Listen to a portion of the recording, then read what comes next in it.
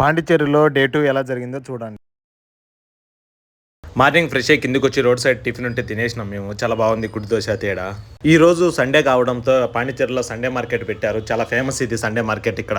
ఇప్పుడైతే మార్కెట్కి రాలేదు, బైక్ రెంటల్ కోసం వచ్చాము ఇక్కడికి మేము. ఇతను కూడా బైక్ రెంటల్ తీసుకొని మేము స్టార్ట్ అయినాం ఇక్కడ నుంచి. మేము టోటల్ 4 మెంబర్స్ అయితే 2 బైక్స్ తీసుకున్నాం మేము. ఎందుకు ప్రైస్ విషయం చెప్పడం లేదంటే సండే కాబట్టి చాలా ఎక్కువగానే ఉంది ప్రైస్ అయితే, అందుకని బైక్ ప్రైజులు చెప్పడం లేదు. ఇక అలా బైక్లు వేసుకొని మళ్ళీ రాక్ బీచ్కి వచ్చాము. నైట్ చూసాం కదా, మార్నింగ్ ఎలా ఉంటుందో చూద్దామని వచ్చాము ఇక్కడికి మేము మళ్ళా.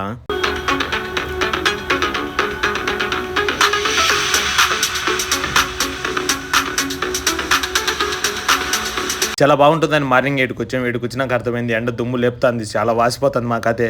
తట్టుకోలేక రిటర్న్ స్టార్ట్ అయినాం. ఈ వాళ్ళకి ఒక స్పెషల్ ఉంది, పగల్ మూవీలో హీరోయిన్ కోసం పరిగెత్తే ఇప్పుడు ఈ వాళ్ళు కనబడుతుంది దాంట్లో. ఇంకా అక్కడ నుండి మేము ఆ పాండిచేరిలో ఒక బెస్ట్ విజిటింగ్ ప్లేస్ అయిన మ్యాంగ్రూవ్ ఫారెస్ట్ కి వచ్చాం మేము.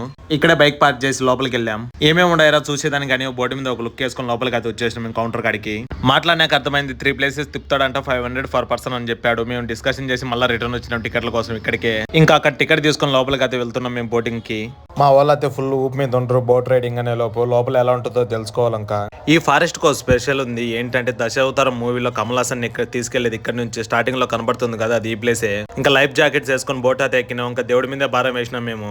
ఒక ఫన్నీ విషయం ఏంటంటే ఈ బోట్ లోని వాళ్ళంతా తెలుగు వాళ్ళే, ఒక డ్రైవర్ తప్ప.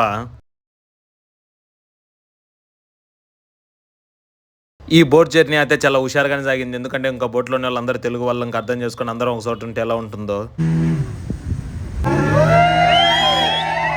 విన్నారు కదా, అలానే సాగింది హుషారుగా ఈ జర్నీ.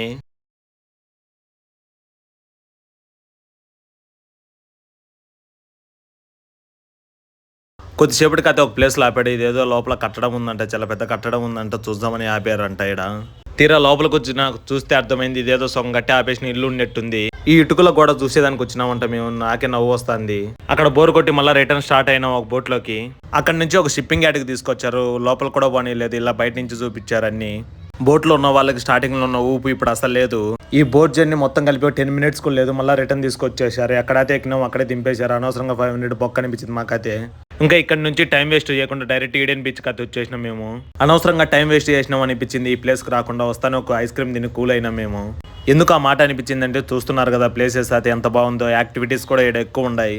మా పేర్లకి ఎలా ఉందంటే ఇక్కడికి వస్తానే అందరు రిటర్న్ వెళ్తుంటే అర్థం కాలేదు, ఎందుకంటే బీచ్ క్లోజ్ చేశారంట. మా దరిద్రం అది. నిజంగా ఈ బీచ్ అయితే చాలా బాగుంది.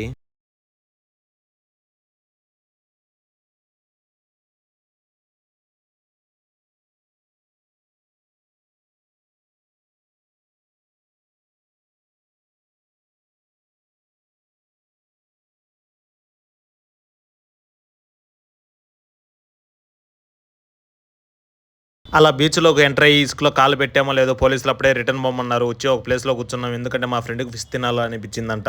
మా టైం బాగాలేదు, అందుకే మేము టైం అంతా వేస్ట్ చేసుకుని లాస్ట్ క్లోజ్ చేసి మూవ్మెంట్లో వచ్చాము ఈ బీచ్కి. ఎవరైనా ప్లాన్ చేసుకునే వాళ్ళు ఉంటే ఫస్ట్ ఈడెన్ బీచ్ ప్లాన్ చేసుకోండి, చాలా బాగుంది.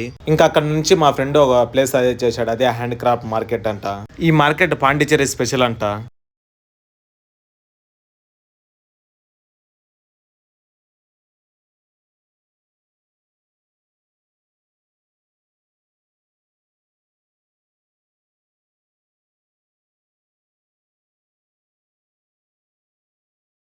నాకైతే తిరిగి కాళ్ళ నొప్పులు వచ్చాయి. ఇప్పుడు మీరు వీడియోలో చూస్తున్న ప్రతి ఒక్క ఐటమ్ హ్యాండ్ తో చేశారంట. కొద్దిసేపు చూసుకొని రూమ్ స్టార్ట్ అయినాం మేము. ఇంకా అన్ని ప్యాక్ చేసుకుని రూమ్ అయితే వెకేట్ చేసాం మేము. కిందకి రాగానే మన కోసం మన కార్ వెయిట్ చేస్తుంది. ఓకే ఫ్రెండ్స్, ఉంటాను. మళ్ళీ నెక్స్ట్ మరొక వీడియో మళ్ళీ కలుసుకుందాం. Thanks for watching. Please subscribe our YouTube channel Badvel Bullodu.